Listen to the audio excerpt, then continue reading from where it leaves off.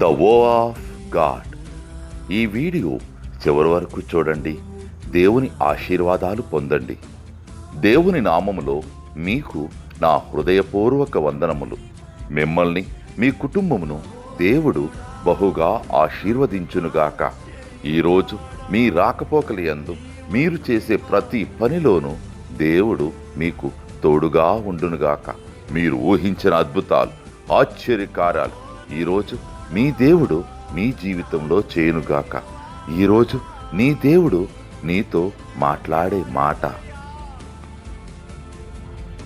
నీ హస్తబలము చేత నన్ను రక్షింపుము.